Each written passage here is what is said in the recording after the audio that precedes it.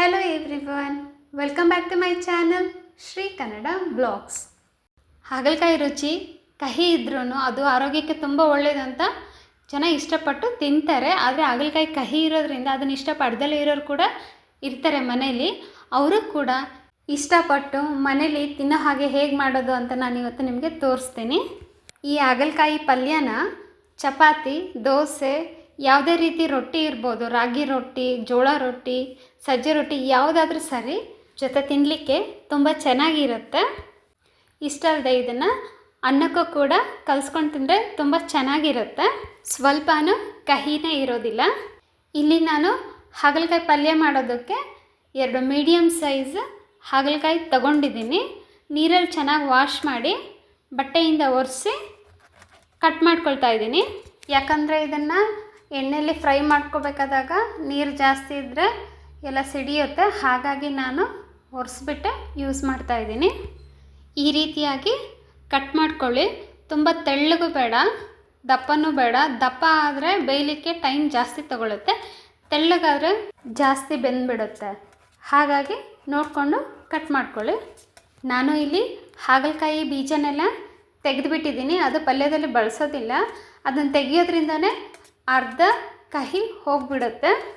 So ಹಾಗಲಕಾಯಿ ಎಲ್ಲ cut ಮಾಡಿದ್ದು ಆಯಿತು. ಈಗ ಇದನ್ನೆಲ್ಲ ಒಂದು ಬೌಲಿಗೆ ಹಾಕಿ ಇಟ್ಕೊಳ್ತೀನಿ. ವಾಶ್ ಮಾಡಿರೋ ಅಂಥ ಒಂದು ಈರುಳ್ಳಿನ ಚಿಕ್ಕ ಚಿಕ್ಕದಾಗಿ ಹೆಚ್ಚಿಟ್ಕೊಂಡಿದ್ದೀನಿ. 2 ಇಂಚು ಹುಣಸೆ ಹಣ್ಣನ್ನು ನೀರಲ್ಲಿ ನೆನೆಸಿ ಇಟ್ಟು ಸ್ವಲ್ಪ ತಾದ್ಮೇಲೆ ಅದರಿಂದ ರಸನೆಲ್ಲ ಹಿಂಡಿ ಎತ್ತಿಟ್ಕೊಳ್ತಾ ಇದ್ದೀನಿ. ಒಣಕೊಬ್ಬರಿ ಚಿಕ್ಕ ಚಿಕ್ಕದಾಗಿ ಕಟ್ ಮಾಡ್ಕೊಂಡಿದ್ದೀನಿ. ಇದೊಂದು 2 ಟೇಬಲ್ ಸ್ಪೂನಷ್ಟು ಆಗುತ್ತೆ. 2 ಟೇಬಲ್ ಸ್ಪೂನ್ನಷ್ಟು ಕಡಲೆ ಬೀಜ, 1 ಟೇಬಲ್ ಸ್ಪೂನ್ನಷ್ಟು ಎಳ್ಳು, 1.5 ಟೇಬಲ್ ಸ್ಪೂನ್ನಷ್ಟು ಕಡಲೆಬೇಳೆ ತಗೊಂಡಿದ್ದೀನಿ. ಈಗ ಸ್ಟವ್ ಆನ್ ಮಾಡಿ ಒಂದು ಪ್ಯಾನ್ ಇಡೋಣ. ಅದು ಬಿಸಿ ಆಗ್ತಿದ್ದ ಹಾಗೆ ನಾವು ತಗೊಂಡಿರೋ ಅಂಥ ಕಡಲೆ ಬೀಜನೆಲ್ಲ ಹಾಕಿ ರೋಸ್ಟ್ ಮಾಡ್ಕೊಳ್ಳೋಣ. ಯಾವುದೇ ರೀತಿ ಎಣ್ಣೆನ ಇಲ್ಲಿ ನಾನು ಬಳಸ್ತಾ ಇಲ್ಲ. ಹಾಗೆ ಫ್ಲೇಮ್ನ ನಾನು ಲೋನಲ್ಲಿ ಇಟ್ಕೊಂಡಿದ್ದೀನಿ. ತೆಗೆದಿಟ್ಕೊಂಡಿರೋ ಅಂಥ ಒಣ ಕೊಬ್ಬರಿ ಪೀಸಸ್ ಕೂಡ ಸೇರಿಸ್ಕೊಂಡು ರೋಸ್ಟ್ ಮಾಡ್ತಾಯಿದ್ದೀನಿ. ಗೋಲ್ಡನ್ ಬ್ರೌನ್ ಬಂದರೆ ಸಾಕು. ಇದನ್ನು ತೆಗೆದುಬಿಟ್ಟು ಈಗ ಅದೇ ಪ್ಯಾನಿಗೆ ನಾವು ತೆಗೆದಿಟ್ಕೊಂಡಿರೋ ಅಂಥ 1 ಸ್ಪೂನ್ ಎಳ್ಳನ್ನು ಸೇರಿಸ್ಕೊಂಡು ಹುರಿಯೋಣ. ಎಳ್ಳು ಸ್ವಲ್ಪ ದಪ್ಪ ಆಗುತ್ತೆ, ಕಲರ್ ಚೇಂಜ್ ಆಗ್ತಿದ್ದ ಹಾಗೆ ಇದನ್ನು ತೆಗೆದುಬಿಡೋಣ. ಎಲ್ಲ ಡ್ರೈ ರೋಸ್ಟ್ ಮಾಡ್ಕೊಂಡಿದ್ದು ಆಯಿತು. ಈಗ ಅದೇ ಪ್ಯಾನ್ಗೆ ಸ್ವಲ್ಪ ಎಣ್ಣೆ ಹಾಕ್ಕೊಳ್ಳೋಣ. ಎಣ್ಣೆ ಬಿಸಿ ಆಗ್ತಿದ್ದ ಹಾಗೆ ಸಾಸಿವೆ ಸಿಡಿಸ್ಕೊಂಡು ಕರಿಬೇವಿನ ಎಲೆನ ಹಾಕ್ಕೊಳ್ಳೋಣ. ನಂತರ ಈ ಒಗ್ಗರಣೆಗೆ ಕಡಲೆಬೇಳೆ ನಾವೇನೆತ್ತಿಟ್ಕೊಂಡಿದ್ವಲ್ಲ ಅದನ್ನು ಸೇರಿಸ್ಕೊಂಡು ಹುರಿಯೋಣ. ಕಡಲೆಬೇಳೆ ಎಲ್ಲ ಗೋಲ್ಡನ್ ಬ್ರೌನ್ ಬರೋವರೆಗೂ ಹುರಿಯೋಣ. ನಂತರ ನಾವು ಇದಕ್ಕೆ ಹೆಚ್ಚಿಟ್ಕೊಂಡಿರೋ ಅಂಥ ಈರುಳ್ಳಿ ಸೇರಿಸ್ಕೊಂಡು ಬಾಡಿಸ್ಕೊಳ್ಳೋಣ. ಈರುಳ್ಳಿ ಕಲರ್ ಚೇಂಜ್ ಆಗ್ತಿದ್ದ ಹಾಗೆ ಹಾಗಲಕಾಯಿನ ಸೇರಿಸ್ಕೊಂಡು ಹುರಿಯೋಣ. ಇಲ್ಲಿ ಫ್ಲೇಮ್ನ ನಾನು ಲೋನಲ್ಲಿ ಇಟ್ಕೊಂಡು ಹಾಗಲಕಾಯಿ ಹುರಿತಾ ಇದ್ದೀನಿ. ಈಗ ಲೋ ಫ್ಲೇಮ್ನಲ್ಲಿ ನಾವು ಎಣ್ಣೆಯಲ್ಲಿ ಹಾಗಲಕಾಯಿ ನಿಧಾನಕ್ಕೆ ಹುರಿಯೋದ್ರಿಂದ ಕಹಿ ಅಂಶ ಕಡಿಮೆ ಆಗುತ್ತೆ.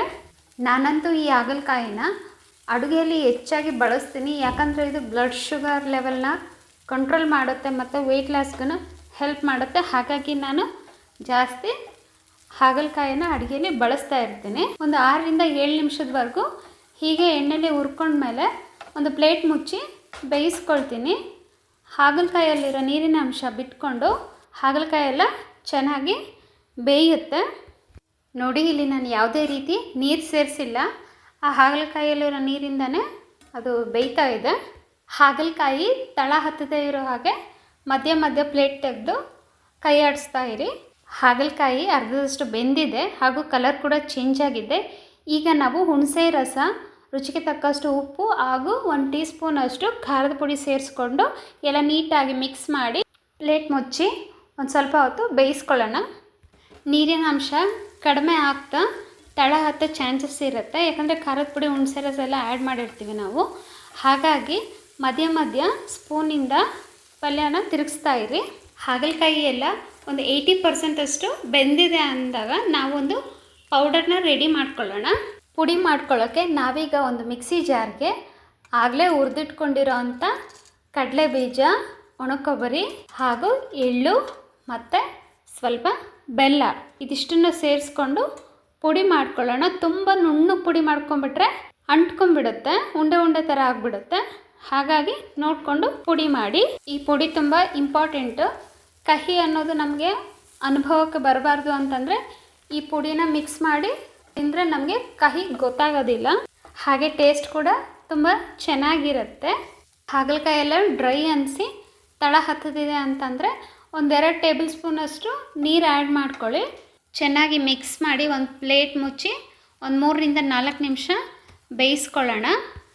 ನಾನು ಮಾಡ್ತಾ ಇರೋದು ಡ್ರೈ ಪಲ್ಯ. ನಿಮಗೇನಾದರೂ ಸ್ವಲ್ಪ ಗ್ರೇವಿ ಥರ ಬೇಕು ಅಂದರೆ ಸ್ವಲ್ಪ ಹೆಚ್ಚಿನ ನೀರು ಸೇರಿಸ್ಕೊಳ್ಳಿ. ಹಾಗಲಕಾಯಿ ಎಲ್ಲ ಚೆನ್ನಾಗಿ ಬೆಂದಿದೆ, ನೋಡಿ ಹೇಗೆ ಪೀಸ್ ಆಗ್ತಾ ಇದೆ ಅಂತ. ಸೊ ಈಗ ಇದನ್ನು ಒಂದು ಸರ್ವಿಂಗ್ ಬೌಲ್ಗೆ ಟ್ರಾನ್ಸ್ಫರ್ ಮಾಡೋಣ. ಸೊ ನೋಡಿ, ಹೀಗೆ ಹಾಗಲಕಾಯಿನ ಕಹಿ ಇಲ್ದಲೆ ರುಚಿಯಾಗಿ ಆರಾಮಾಗಿ ಮಾಡ್ಕೊಂಡು ತಿನ್ನಬಹುದು. ಹಾಗಲಕಾಯಿ ಎಲ್ಲ ಚೆನ್ನಾಗಿ ಬೆಂದಿದೆ, ಹಾಗಂತ ಹೇಳಿ ಮುದ್ದೆ ಆಗಿಲ್ಲ, ಉದುರುದ್ರೆ ಇದೆ. ಹಾಗೆ ಪಲ್ಯ ಡ್ರೈ ಇದೆ, ಹಾಗಂತ ಹೇಳಿ ಒಣ ಇಲ್ಲ, ಸಾಫ್ಟ್ ಆಗಿದೆ. ನೀವೇ ಚೆಕ್ ಮಾಡಿ. ಈ ರುಚಿಯಾಗಿರೋ ಹಾಗಲಕಾಯಿ ಪಲ್ಯ ಜೊತೆಗೆ ಬಿಸಿ ಬಿಸಿ ಜೋಳದ ರೊಟ್ಟಿನೂ ಮಾಡಿದ್ದೀನಿ. ಟೇಸ್ಟ್ ಮಾತ್ರ ತುಂಬ ಚೆನ್ನಾಗಿದೆ. ನೀವು ಕೂಡ ಟ್ರೈ ಮಾಡಿ. ತಪ್ಪದೆ ನನ್ನ ಚಾನಲ್ನ ಸಬ್ಸ್ಕ್ರೈಬ್ ಮಾಡಿ. Thank you.